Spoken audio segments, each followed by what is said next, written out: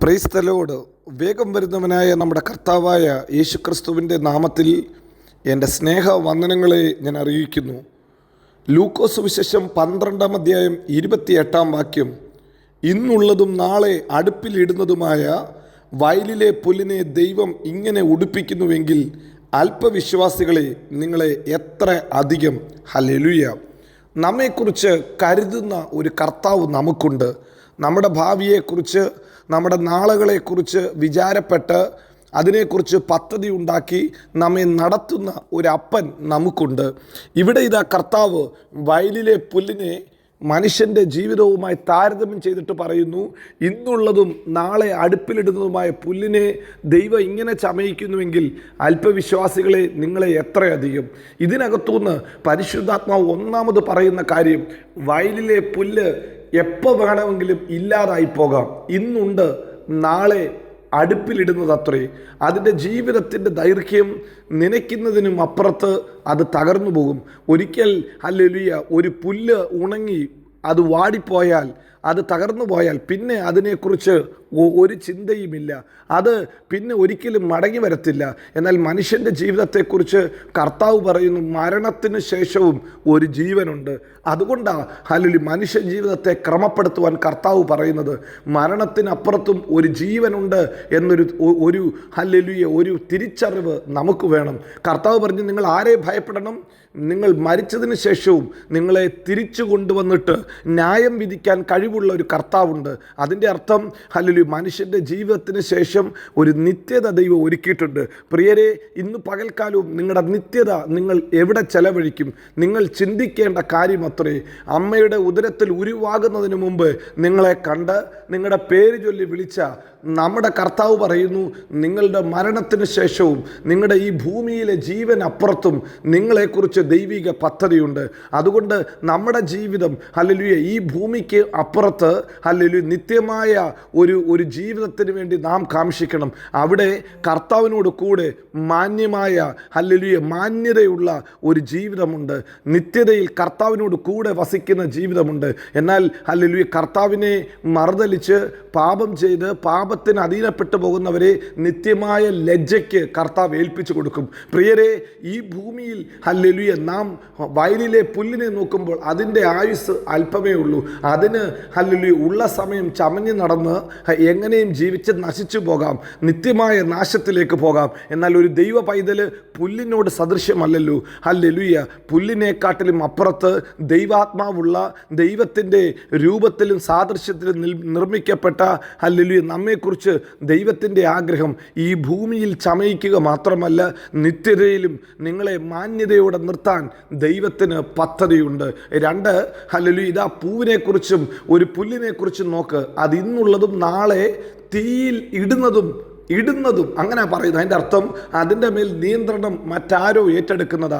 എന്നാൽ ദൈവം മനുഷ്യനെ ഉണ്ടാക്കിയപ്പോൾ സ്വന്തമായി ചിന്തിച്ച് സ്വന്തമായി ചലിക്കാനുള്ള ഒരു മനസ്സ് ഹല്ലേലൂയ ആത്മാവും ദൈവം മനുഷ്യർക്ക് കൊടുത്തു.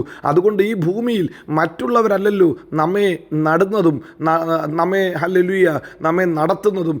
നമുക്ക് സ്വയമായി ചിന്തിച്ച് പ്രവർത്തിപ്പാൻ ദൈവം ഒരു കഴിവ് തന്നിട്ടുണ്ട്. അതുകൊണ്ട് പ്രിയരെ, ഇന്ന് പകൽക്കാലവും കർത്താവ് ചോദിക്കും, മനുഷ്യരെവിടെങ്കിലുമൊക്കെ കൊണ്ടിട്ടാൽ അവിടെ കിടക്കാനല്ല നിന്നെക്കുറിച്ച് ദൈവത്തിൻ്റെ പദ്ധതി.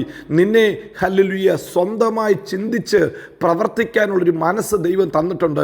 അതുകൊണ്ടാണ് യേശു കർത്താവ് പറഞ്ഞത്, ഞാൻ വാതിക്കൽ വന്ന് മുട്ടുന്നു. നിങ്ങളുടെ വാതിൽ ഇടിച്ചു പൊളിച്ച് അകത്ത് വരത്തില്ല, നിങ്ങളുടെ വാതിക്കൽ വന്ന് മുട്ടുകയാണ്. നിങ്ങളതൊന്ന് ശബ്ദം കേട്ട് നിങ്ങളൊന്ന് പ്രതികരിക്കുമോ? നിങ്ങളൊന്ന് ആ ഒരു ശബ്ദത്തിന് ചെവി കൊടുക്കുമോ? കർത്താവിനെ ഒന്ന് ഹൃദയത്തിൽ വിശ്വസിച്ച് വാഗൊണ്ടൊന്ന് ഏറ്റുപറയുമോ? നിങ്ങളുടെ ജീവിതത്തെ യേശു കർത്താവിൻ്റെ കരങ്ങളിലേക്ക് നിങ്ങളൊന്ന് സമർപ്പിക്കുമോ? അങ്ങനെയെങ്കിൽ നിങ്ങളുടെ ഭാവിയെ ചമയിക്കാൻ ഈ ഭൂമിയിൽ മാത്രം ചമഞ്ഞിരിക്കുക മാത്രമല്ല, നിത്യത വരെ ഹല്ലേലൂയ നിങ്ങളെ അലങ്കരിപ്പാൻ കർത്താവിന് സാധിക്കും. അതുകൊണ്ടാണ് ഹല്ലേലൂയ വേദപുസ്തകത്തിൽ കിരീടങ്ങളെക്കുറിച്ച് പറയുന്നത്. നിങ്ങളെ ഹല്ലേലൂയ കിരീടങ്ങൾ വെച്ച് നിങ്ങളെ മാനിക്കുന്ന ഒരു ദിവസമുണ്ട്. നിങ്ങളുടെ പ്രവൃത്തിക്ക് പ്രതിഫലം തരുന്ന ഒരു ദിവസമുണ്ട്. ഹല്ലേലൂയ ഇന്ന് ഹല്ലേലൂയ ഉള്ളതും നാളെ തീയിൽ ഇടുന്നതും ഒരു മനുഷ്യൻ ഇട്ടുകളയുന്നതുമായ പുല്ലിനെ പോലെ അല്ല. ഇന്ന് പകൽക്കാലം കർത്താവിൻ്റെ ശബ്ദം കേട്ട്, കർത്താവിൻ്റെ വചനം കേട്ട് അതിനനുസരിച്ച് നിൻ്റെ കാലടികളെ നീ ഒന്ന് ക്രമപ്പെടുത്തുമോ? എന്നെ കേൾക്കുന്ന സഹോദര സഹോദരി, തോന്നിയതുപോലെ ജീവിക്കുകയല്ല നമുക്ക് വേണ്ടത്. നിങ്ങൾക്കറിയാമല്ലോ, ന്യായാധിപന്മാരുടെ പുസ്തകം എഴുതി തീർക്കുമ്പോൾ ഇങ്ങനെ പറയുന്നു, ആ കാലത്ത് ഇസ്രായേലിൽ രാജാവില്ലായിരുന്നു. ജനം തനിക്ക് ബോധിച്ചതുപോലെ നടന്നു. തനിക്ക് ബോധിച്ചതുപോലെ ജനം നടന്നു. ജനത്തിന് ഹല്ലേലൂയ സ്വന്തമായി ചിന്തിക്കാൻ ദൈവം കഴിവ് കൊടുത്തപ്പോൾ മനുഷ്യൻ ചെയ്ത വലിയൊരു തെറ്റിതാണ്. ഹല്ലേലൂയ, ഇവിടെ നോക്കുക, പുല്ലിനെ ബോധിച്ചതുപോലെ പോകാൻ പറ്റില്ല, ഒരിടത്ത് കൊണ്ട് നട്ടുവെക്കും, അത് അവിടെ വെച്ച് വാടിപ്പോകും. എന്നാൽ മനുഷ്യൻ്റെ ജീവിതത്തെക്കുറിച്ച് ദൈവം ആഗ്രഹിക്കുന്നത് നിങ്ങളുടെ ഹൃദയത്തിൽ ഒരു തീരുമാനമെടുത്ത് കർത്താവിൻ്റെ പാതയിൽ നിങ്ങൾ നടക്കുമെങ്കിൽ നിശ്ചയമായി നിങ്ങളെ ഈ ഭൂമിയിലും നിത്യതയിലും അവൻ ചമയിക്കും, അവൻ അലങ്കരിക്കും. ഹല്ലേലൂയ.